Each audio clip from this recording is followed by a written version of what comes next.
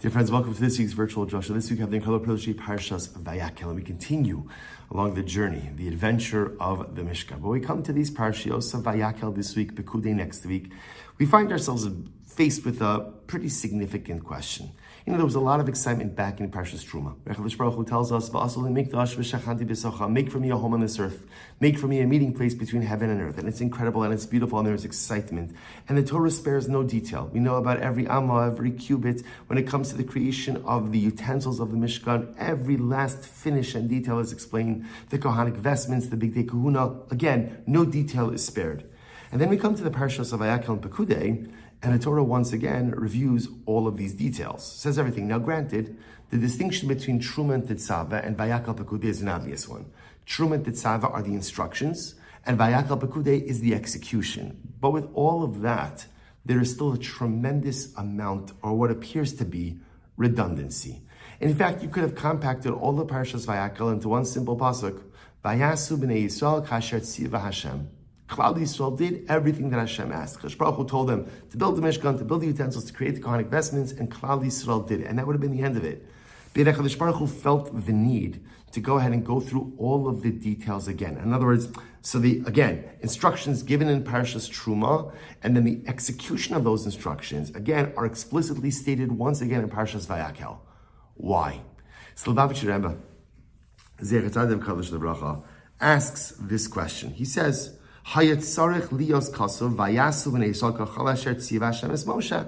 All the Torah, Parshas Vayakhel could have been the shortest parsha in the entire Torah. Klal Yisrael did everything that Moshe Rabbeinu said. Umadua mifaratim shuv baksuvim kol hapratim d'bniyas hamishkan. Why the need to go ahead and once again articulate and explicitly state and review all of the details of the Mishkan? And the Rebbe says something very beautiful. He says, do you want to know why the Torah repeats all the details of the Mishkan? It's to show how much the Ribono Shel Olam loves the Mishkan. Now, why would HaKadosh Baruch Hu love the Mishkan so much? And the Rebbe goes on to say, because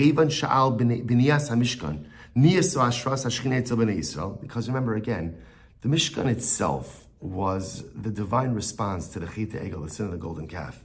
In the aftermath of the golden calf, there was a fundamental question. Has the relationship between Klal Yisrael and God been irreversibly damaged? Will the Ribono Shel Olam withdraw and really not set up his domicile in our midst? That was the existential question, the existential fear.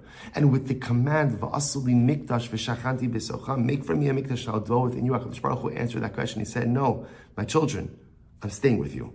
I'm not going anywhere. I'm going to remain here. And therefore the Rebbe says, he goes on, he says, Hine parsha zu chaviva, hi biyoser itzla Kadosh Baruch Hu.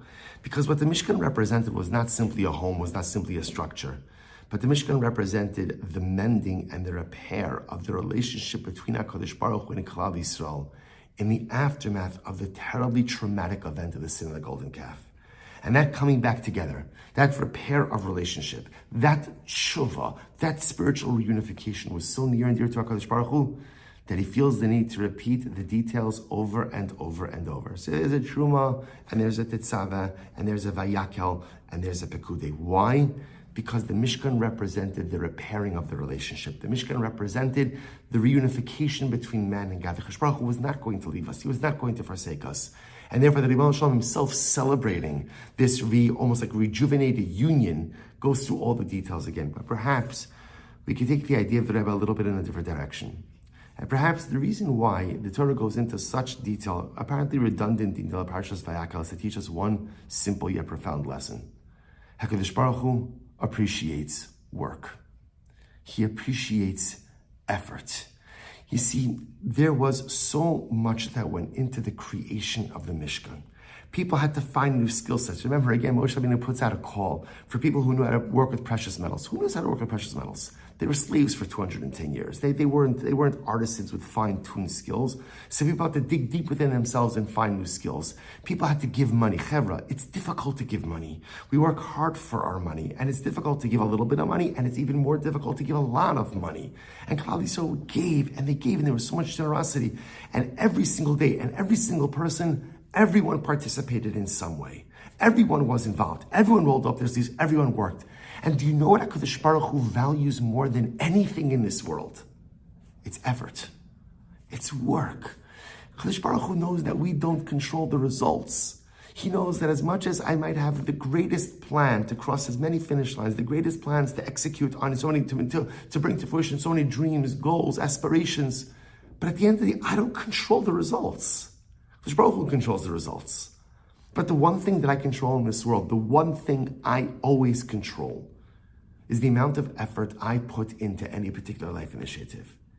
You want to try a little or you want to try a lot, that's up to you.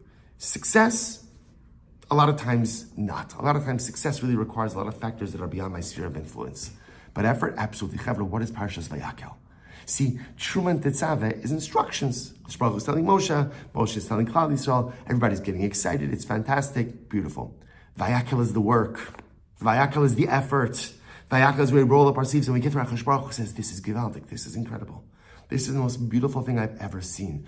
Jews willing to put in effort. Jews willing to work. Jews willing to put themselves out. Again, succeed, not succeed. It's in the hands of HaKadosh Baruch Hu. Remember again, so many parts of the Mishkan could not be done by man. Moshe Rabbeinu couldn't figure out how to make the menorah miksha, one solid block of gold. Moshe Rabbeinu himself could not figure out how to put up the walls of the Mishkan. HaKadosh Baruch Hu had to help him. Success is not in the hands of man, but effort is. And Parshas Vayakhel is all about the effort and telling us what HaKadosh Baruch Hu values more than anything in this world is effort. You know, there's a beautiful Gemara. You know, those of us who are doing Daf Yomi are like, it's like being like a kid in a candy store. The Gemaras that we have this week are just so beautifully overwhelming, magnificent, and meaningful. So the Gemara records a conversation. This is on Sadik Aleph Base 91b between Antoninus, who was a Caesar, and Rabbi Meir. And Antoninus asked Rabbi Meir the following question. He says, Mipnei ma chama yotze b'mizrach v'shokas b'marav. Why does the sun rise in the east and set in the west? And there's a little bit of a conversation. Well, Antoninus then fine-tuned his question. He said, no, explain to me, why does the sun have to go all the way from the east to the west? In other words, so Rabbi Meir then says to him, because the Shekhinah is situated in the west, without getting into all the details, and therefore the sun rises, and when it sets, it bows down before HaKadosh Baruch Hu.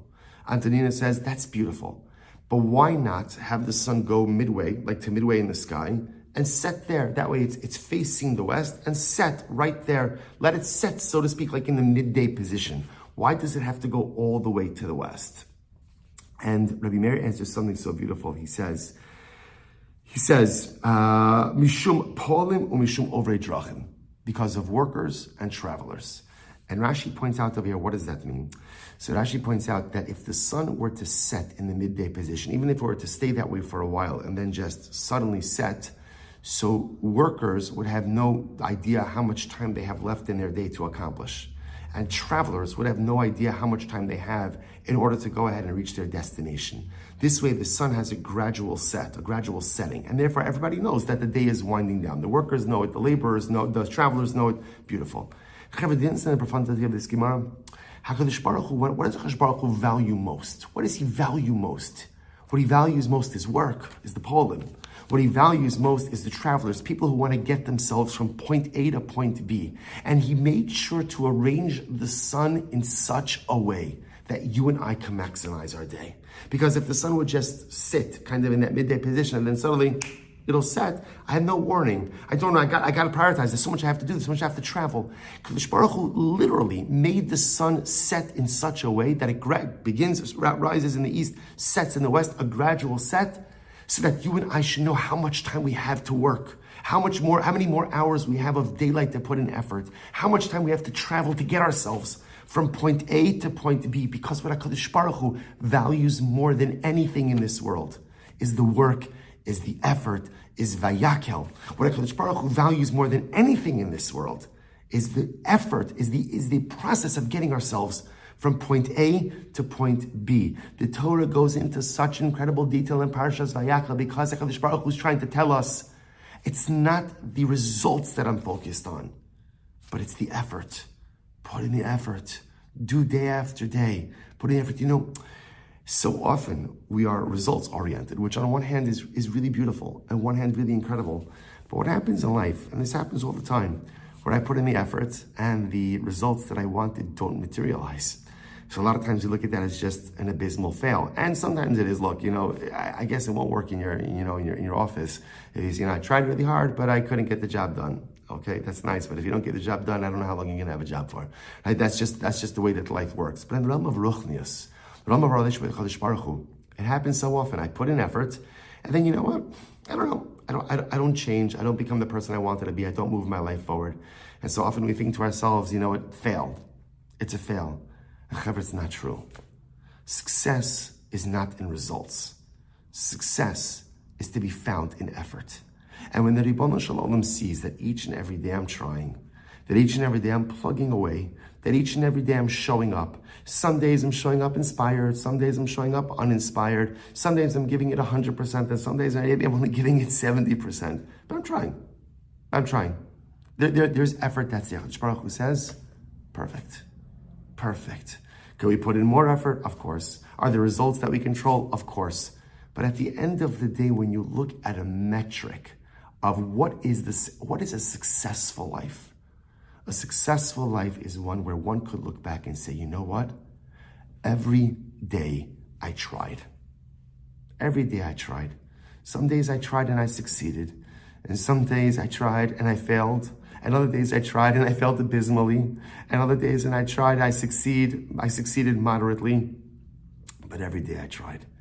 And as long as we can say that about life, then that is a life well lived. The Ribono Shel Olam puts an entire extra portion, an entire extra parsha in the Torah, the parsha of Vayakhel, with virtually no new information. Why? Because it's all about trying. It's all about effort. It's all about investment. And Chadash Baruch Hu whispers in our ear, don't worry, I'll help with the results. But what I ask you is just to make every day a beautiful day of holy effort. Wishing everyone a good Erev Shabbos and a beautiful Shabbos Kodesh.